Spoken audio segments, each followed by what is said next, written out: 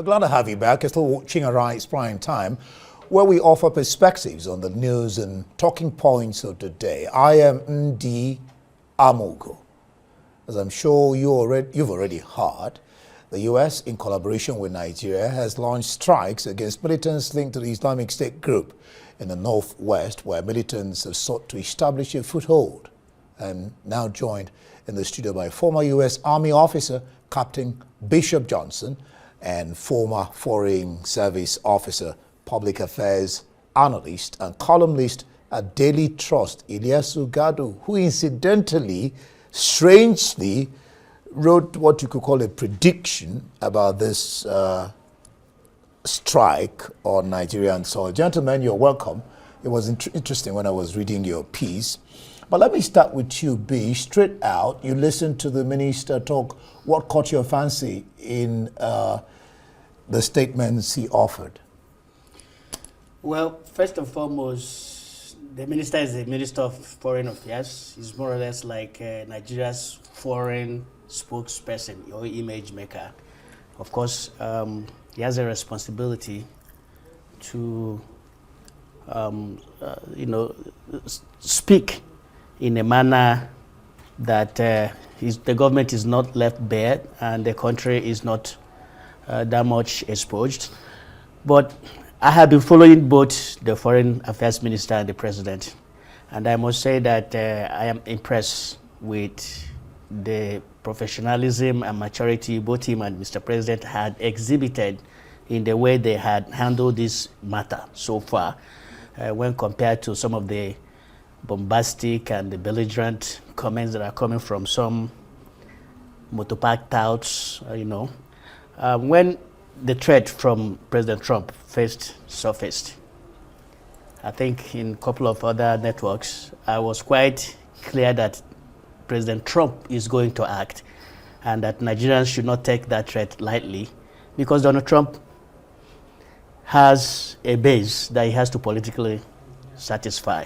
The Christian, the evangelical Christians base, that actually helped to propel him to power both in 2016 and in 2024. And so every comment that he makes is for that particular voting bloc. Now, having said that, I think that if we don't diagnose our problems right, we're going to come up with wrong solutions to it. In as much as the Nigerian problem, there is element of terrorism in the Northwest that is involved in it. The problem is much more complicated than the way it is being simplified, right? Nobody has talked about the issue of the herders, farmers clashes that had claimed so many lives in the Middle Belt. It is still there. So Nigeria has a multifaceted insecurity problem that this one strike cannot address. There's also the issue of Sharia law in northern Nigeria, of which, unfortunately, we saw what happened in the same Sokoto state, where a young lady, Deborah Samuel Yakubu, was in a broad daylight lynched and stoned to death by his fellow schoolmates. And up till now, none of those people responsible for the death of that innocent young lady has been brought to book. So these are some of the things that the Americans are seeing, which is why they are tagging this thing as a religious, some kind of religious persecution. And it's difficult to convince Americans otherwise when you have that kind of situation that happened in Sokoto State. And that's not the only place where similar things have happened and people have not been brought to book. So that makes it much more difficult for us to convince them to see it any way other than some of the things that are depicted in those kind of situations. Now you've raised again, the issue of communication. Because if you don't communicate, Trump is not in Nigeria. What is the point from where he takes off is what he hears, not what he sees. So he may not get the right picture, as it were. I'm just talking about communication. But Ilyasu, just like he has said, U.S. keeps harping on the reasons they did this, that it is for Christian killings to stop. How does this resonate with you? I mean, on the premise that every Nigerian life should matter. And how dangerous or otherwise is it for Christians that live in the North? Is it? No, I think, well, let's look at it dispassionately. Because there's been a lot of rhetoric, a lot of, sentiments being read into this. We've had this issue for about 15 years now. Killings have been happening. First, it was going on, it started in the northeast, Boko Haram and all that. And, well, you have a president in America now who panders, as he rightly observed, to the, evangelical belt, who are saying, look, we want back our country, make America great, people. And when we talk about, well, he talked about what had happened to that young girl, unfortunately. It's a matter of religious intolerance. But I do not think that issue, unfortunate as it is, was actually precipitated or ordered by any state sponsor. So it's a criminal, act, and it's so unfortunate. And if you look at it on the flip side again, you could also say, look, it has also happened, similar things have also happened in those areas. For instance, there was a general. There was a general that was, stopped on his way through Jos, and he was abducted and killed, in a very ruthless manner, strangled and dumped in a pond. And for a very long time, his body was not found until the authorities decided. So on this side, what the minister was saying, yes, it's true. And what many Nigerians said, look, this is Nigerian lives that are being wasted unnecessarily, and we need to be able to look at them from that perspective. We should not, it's every killing, every life is very important, especially Nigerian lives, because all of us are linked one way or the other. So to be able to now, pander to the opinions of the American right or American system, and to use that as a platform, we're being forced to sort of solve this problem. That perspective is not proper. So what we will say is that yes, we need to take out these terrorists wherever they are. It's a good development, but we also need to interrogate the issue as it is now, the communication aspect. Because look, the Americans are making it to look as if this is their own operation, and they just got collaboration from Nigerian authorities. But if it is, there are so many questions that need to be asked. For instance, why didn't our Minister of Foreign Affairs and the Minister of Defense and National Security Advisor address? There should be a press conference after this. Look, this thing has happened on Nigerian soil. Yes, we got support from the Americans, but we need to be able to address those issues.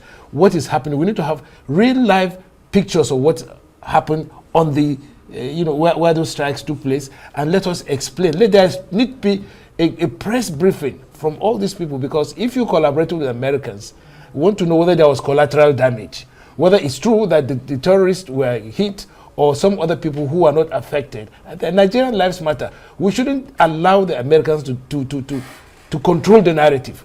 And that's where I think the minister was not coming. And again, we have to be able to know how far can we collaborate with the Americans. Are we going to allow them to be lobbing bombs at our people? Or are we going to tell them, look, at this point, you have made your point. Let us now sit down and collaborate in terms of real collaboration. Not Americans telling us, we are going to bomb your country, give us your this. And let me tell you this. I got information from sources that even the collaboration that the Nigerian military made with the Americans, they didn't take it all. They had their assets on ground to cross-check some of the military intelligence that was given to them, so that they can, when it comes to their strike, they can know where to strike. And that's the typical American operational procedure. They don't always rely on what the host government tells them. Yeah, let me come back to you, Bishop. I started with you. In fact, I started with two of you on the question of what the Bishop, what the Minister of Foreign Affairs did happen. He's mentioning this communication issue. You did listen to him on that score when I asked him on the fact that in some quarters the talk is that why did Nigerians have to hear what happened in Sokoto State on our land from a foreign country? You heard what he said. Yeah, sure. how do you think did he satisfy you in answering that question, or what do you make of the way he answered that question? Well, this is the way I'm going to look at it. You know, there's a time lag between Nigeria and the U.S., about 6 hours difference between Abuja and Washington, D.C. And so I am not sure when those strikes were carried out.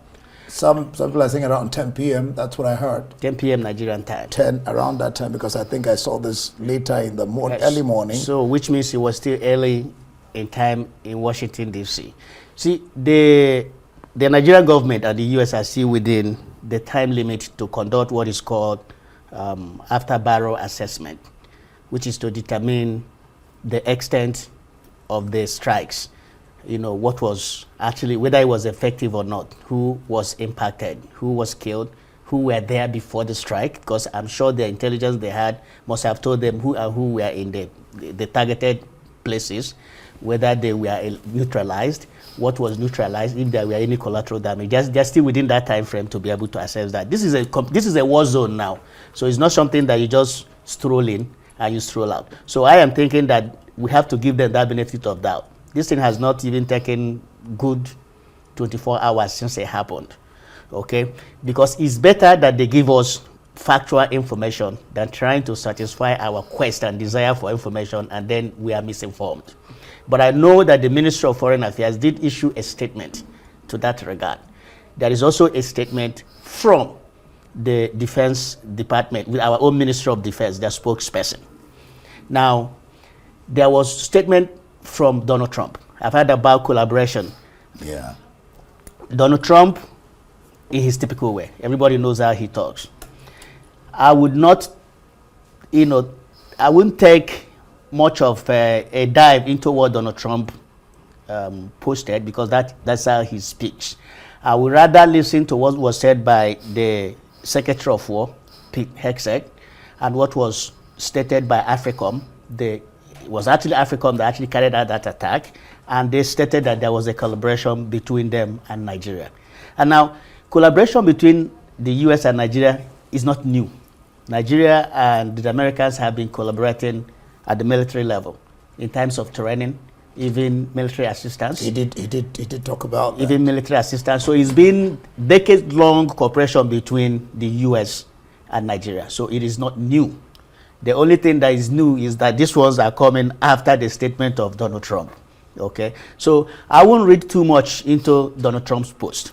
I will rather concentrate more on the statements that were issued by professionals such as the one issued by the Ministry of Defense, Nigerian, the one issued by the Ministry of Defense, Nigeria, the one issued by AFRICOM, the one issued by the Secretary of War. Those are the professionals. Those are the ones I will really take seriously their statement. Donald Trump's statement is less with politics, because he has a base that he wants to prove to that, look, I promise you, I'm going to go after anybody killing Christians anywhere in the world. Look, I have started. I've done it in Nigeria. Right. So you have to see it from that perspective. All right. I did ask Tuga, the minister, what he thinks the government has played into the hands of the President of the United States of America by the way it's handled the issue of security in the nation.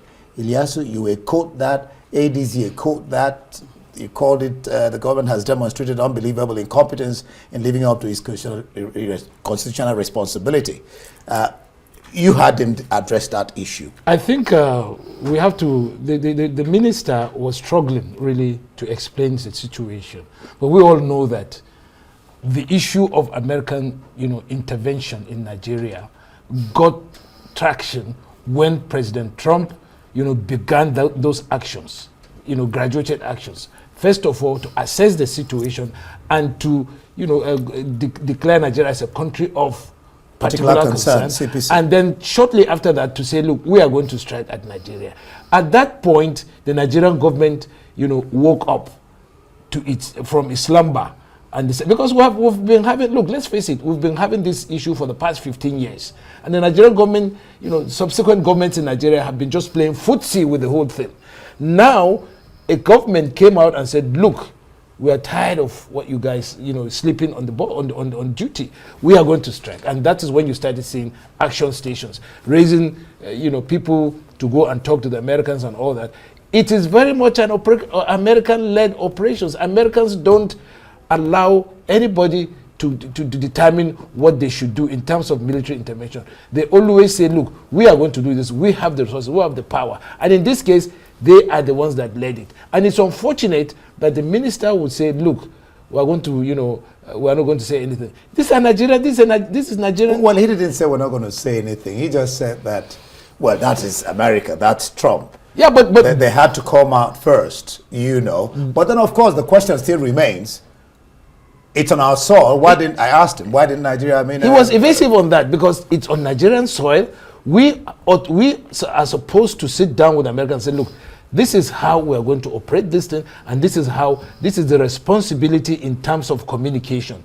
At the time this thing happens, Nigerians are, woke up on Christmas Day and they hear that Americans have come and they say, oh, what's happening? And mom is the way. He talked about time gap. Look, this thing is supposed to be real thing because Nigerians ought to be there at the time that this thing was happening, and somebody has to be able to tell us what's happening, what level of collaboration have we done with Americans, where they're going to strike, and what remedial measures we're going to take. It's not especially with the question of sovereignty. Exactly. There was talk about Trump can't do this unilaterally because of international law, and even though America has given him a pass. The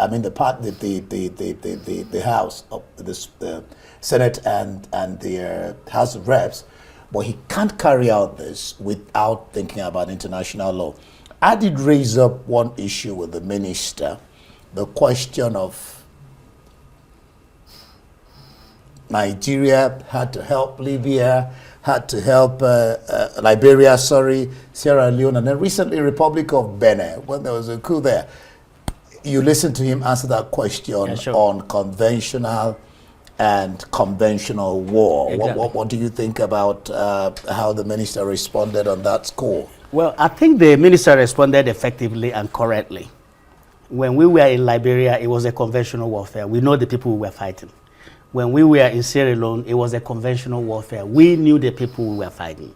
Now, what we have in Nigeria is an asymmetric warfare of ordinary people that can be anywhere. Like he said, they can mix up with... They can be anywhere, and they carry out suicide bombings, and they bomb, places of, mass concentration, where you may never know who is a terrorist and who is not a terrorist. They don't write it on their forehead. So the minister was correct when he said those were two different situations. And let me tell you, there's been a research that was carried out by Rand Corporation of America and on terrorism and how long it takes to fight and dismantle terrorism. Their conclusion is that it takes an average of 20 years to be able to achieve that. I'm not saying Nigeria's own should be up to that, but if you look at places where terrorism is being fought, it's not something that you just dismantle overnight. As powerful as the US is, you saw what happened in Afghanistan.